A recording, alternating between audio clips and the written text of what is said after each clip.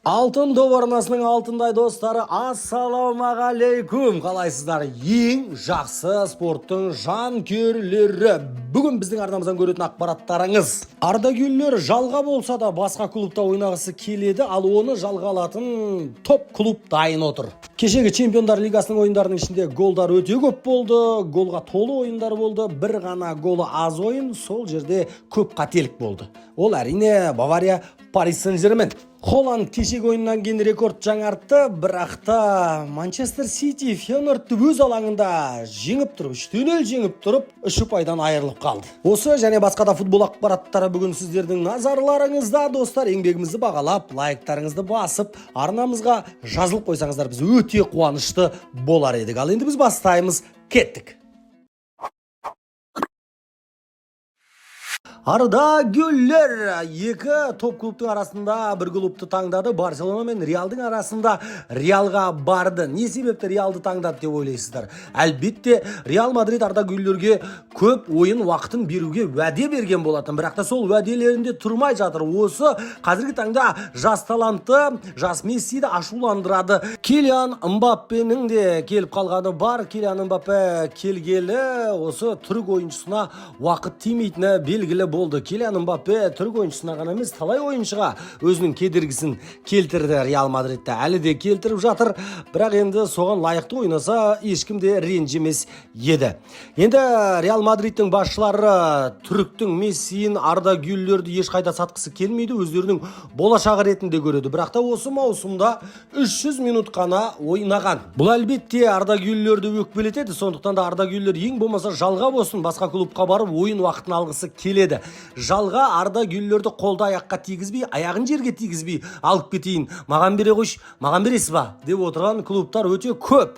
Солардың бірі Арсенал. Арсеналға ардагерлер керек. Жалпы Арсеналдың тәжірибесінде тамаша тәжірибе болған. Арсенал тамаша ойыншыны Реал Мадридтан жалға алған. Одан кейін көңілі толып сатып алған. Қазір ол ойыншы Арсеналда капитан болып жүрген жайы бар. Дәл сол нәрсені қайталағысы келетін шығар Арсенал клубы бәлкім. Арсеналға да тамаша жарасатын сияқты. Не дегенмен де ардагерлер, егерде өзімнің болашағымды жасаймын, құраймын, отырып қамаймын, сынып қамаймын дейтін болса, шынымен де ең құрмағанда басқа клубқа жалға кету керек тәрізді. Қазіргі Реал Мадридтің құрамы мен ардагерлер негізгі құрамға шыға қояды деу екі талай, өте қиын. Кешегі өткен Чемпиондар лигасына бір тоқталып өтейік, достар. Енді Атлетико Мадрид бастаған болатын. Атлетико Мадрид Спарта Праганы пашақ-пашағын шығарды десек те болады. 6-0 деген есеп. Жалпы Хулиан Альварес дубль авторы атанды, тамаша голдар салды. Оның орнына алмасып шыққан Кареда дубль авторы атанды. Гризманда бір гол бар. Лорентеде бір гол бар. Одан кейін Байер Зальцбургтың тас талқанын шығарғанға да куә болдық. Одан кейін Аталанта Янг Бойздың тас талқанын шығарды. Байер 5-0 қылып жеңді Зальцбургты, Аталанта 6-1 қылды. Кеше ірі есептер өте көп болды. Және де ең аз гол болған ойын ол Бавария Парис Сен-Жерменнің арасындағы ойын. Бұл әлбетте Парис Сен-Жерменнің позор ойыны. Луис Энрике де өте ұзақ отырмайтын шығар деп ойлаймыз. Дембеле осындайсың, сен неге деген келеді. Айтшы, сен неге осындайсың? Айтшы деп Дембеледен сұрағың келеді. Неге сондай әрекет жасады? Қарсыластың 16-сының ішінде ешқандай қауіп жоқ жерде өрескел тәртіп бұзды да екінші сары қағаз, яғни қызыл қағаз алып команданы қиын жағдайға қалдырды. Команда бұл жағдайда да 0-0 деген есепті алып шығатын еді, егерде Сафонов болмағанда. Қосалқы құрамның қақпашысы Сафоновты шығарды. Кеше Луис Энрике сенді бұл қақпашыға, бірақ та бұның істеп тұрғанын қараңыздар. Допты жұдырықпен ұрып жіберем деп ойлады да, жұдырығы қайда, допы қайда, допты одан кейін қақпаның ішінен бірақ тапты Сафонов. Одан кейін көрген жоқ допты. Қақпаның ішінен тауып алды. Мын жақта жатыр екен ғой деп. Енді бұл да масқара. Доноруmaның өзін негізі шығара беру керек еді. Неге десеңіздер, Сафоновтың аяқпен де мүлдем ойнай алмайтынына кеше куә болдық. Жалпы 31% ғана дұрыс жеткізе алған екен аяқпен берген пасын. Бұл деген өте масқара, гранд топ клубта ойнайтын қақпашы үшін. Енді кешегі ойынымен Сафонов мәңгілік керекке демей қояйық, біраз уақытқа қалып кетті қосалқы құрамда. Енді шықпайтын шығар. Енді бір мүлдем маңызды емес ойындарға шықпаса, негізгі ойындарға Сафонов шыға қоймайды. Чемпиондар лигасы жалғасады. Бүгінгі ең қызық ойын ол Энфилдта өтеді, яғни Ливерпульдің үйінде. Ливерпуль үйіне Реал Мадридті қонаққа шақырды. Бүгін Реал Мадрид Энфилдқа келеді.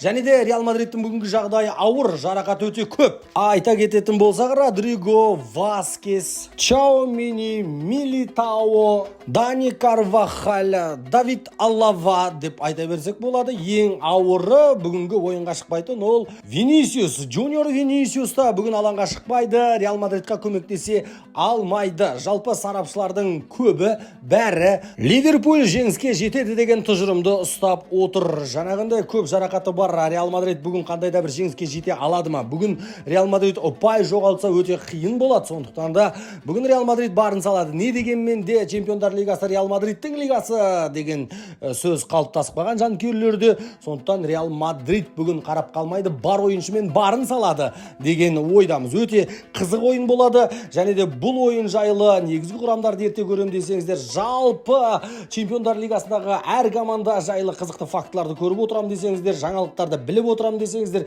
жаңалықтардың бәрін беретін, тікелей эфирлардың бәрін ұсынатын біздің Алтын доптың Telegram арнасы бар достар. Осы видеоның астына сілтемесін қойып кетемін. Өтіңіздер, тіркеліп алыңыздар. Өкінбейсіздер, бізбен бірге болыңыздар. Бүгін енді Ливерпуль мен Реал Мадрид екеуіне де сәттілік тілейміз. Бізге керегі жақсы ойын, голға толы ойын болса деген үмітіміз бар. Түн ұйқымызды 4 бөліп отырған кезде ең аз дегенде бір 4 гол болсын. Әумин. Көрейік, қызықты ойын болсын. Манчестер Сити мен Фейнордтың ойынына тоқтайық. Оның алдында Холландқа бір ерекше тоқталып өтейік. Холландты құттықтап қояйық бәріміз бірге. Себебі Чемпиондар лигасында 50 ұпайға, гол плюс пас бойынша 50 ұпайға ең жылдам жеткен ойыншы, рекорд жаңарды 44 ойында.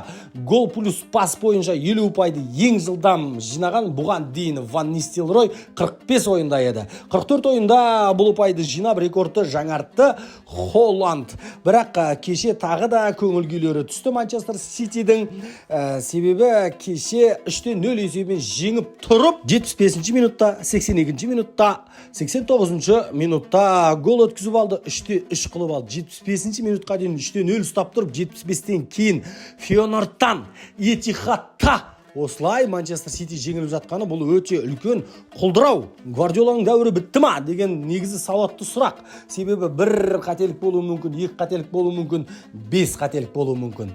5 рет қатардан жеңілуі мүмкін. 6-шы рет өз үйінде Фейнордты жеңе алмай қалу, ол енді шынымен де бір қоңырау соғылатын кез келді, ойланатын кез келді деген сөз. Кеше елдің бәрі мақтап жүрген қорғаушылардың бәрі шатасты. Гвардиолды өте қатты жақсы көріп, Манчестер Ситидің жанкүйерлері сенім артып жүрген Гвардиол, мақтап жүрген Гвардиол кеше алаңда осырып қойды десек те ұлы сөздің ұяты жоқ, болатын шығар. Гвардиол кеше дұрыс ойнай алған жоқ.